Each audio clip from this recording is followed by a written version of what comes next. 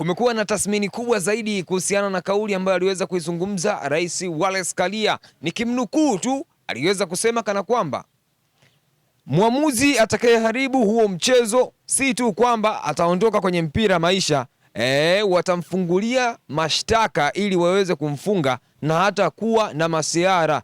Hilo mimi nalizungumza wazi kwa sababu sehemu kubwa wanaotuletea matatizo ni wao. Huyo alikuwa ni Rais Wallace Karia, ilikuwa ni ujumbe wake siku moja kabla ya kuelekea kwenye dabi ya Kariakoo. Lakini binafsi yangu mimi sikuona kama kulikuwa kuna tija haswa ya kwenda kuwatisha waamuzi, kwa sababu kamati ya waamuzi ambayo ilienda kuwateua, lakini kamati ambayo ilienda kufanya uchunguzi na kuangalia kana kwamba mchezo huu wanastahili kwenda kuchezesha marefari yao, maana yake walikuwa ni smart zaidi. Binafsi yangu mimi George Masubo, namna ambavyo kauli yake ilitoka, nilikuambia mapema kabisa kana kwamba siungani na kauli ambayo aliweza kwenda kuitoa. Ni kwa sababu ni kauli ambayo naweza nikasema ilikuwa ni kitisho. Tuache waamuzi wetu waweze kwenda kufanya kazi, kwa sababu kazi ndio ambayo inazungumza ndani ya pitch na si vitisho ambavyo vipo nje ya pitch.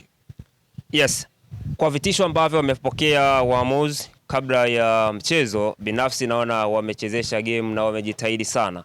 Unajua ile ni kauli ambayo hata kama ungekuwa ni wewe, bosi wako tayari ameshazungumza vitu ambavyo vinakwenda kuathiri moja kwa moja kisaikolojia.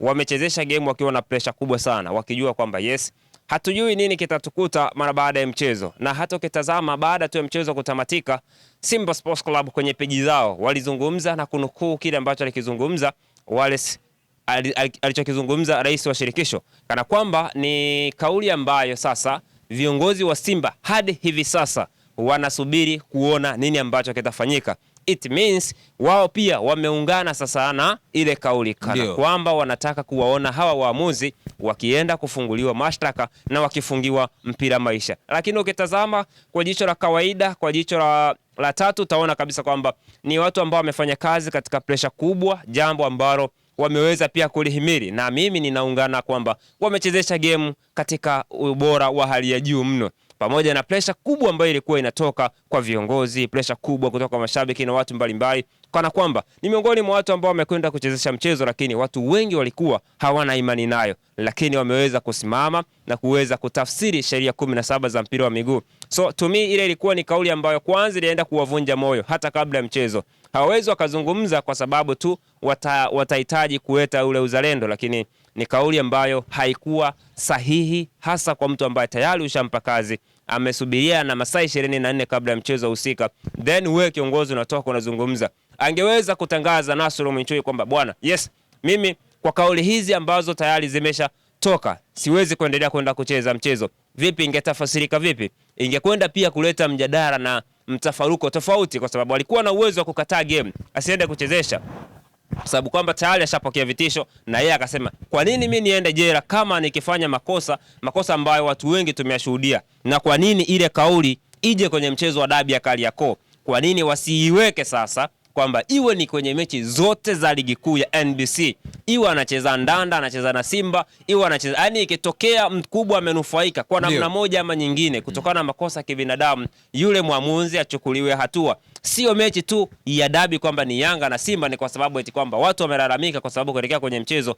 wanakuja na kauli kama zile. Tumie siungani nao kabisa. Naweza nikaungana nao kama ile kauli ambayo wameitoa kwamba mwamuzi anapofanya mistake afunguliwe mashtaka na kupelekwa mahakamani, waende wakaimplement. Hiyo ni kauli ambayo itagusa mechi zote za ligi kuu. Uone kama hawa wakubwa venye watakuwa wanawaumiza na waamuzi, na nadhani hata tutaanza kuona vitu vya tofauti.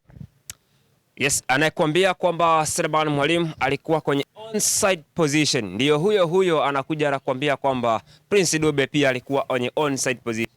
Ukitazama matukio yote mawili utakuja kuona ni namna gani waamuzi wamefanya kazi iliyotukuka. Kwa Simba Sports Club nitabaki pale, Selemani Mwalimu amefunga bao la offside. Kwa Young Africans wamenyimwa nafasi ambayo huenda Dube angeweza kubadilisha mchezo na kuweza kuscore. Tunajua ile hakumaliza ile movement, aliishia katikati baada ya bendera kuwa juu, lakini wakati mpira unatoka mguuni, Prince Dube alikuwa katika onside position Kama Dube alikuwa katika onside position, inakuwaje Selemani Mwalimu akawa katika onside position wakati yeye alikuwa amezidi kabisa? Wakati huo Rushaine De Reuck alimzidi mwana mfalme.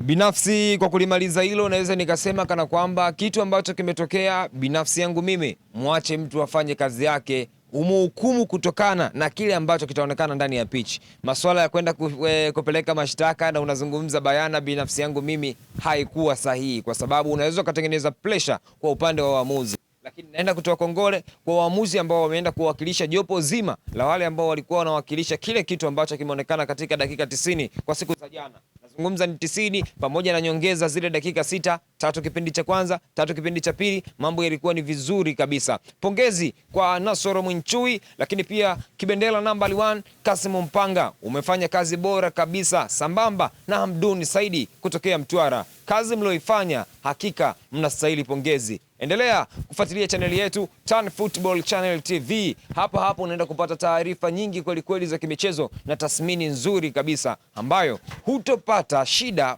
hutopunjwa hata kidogo.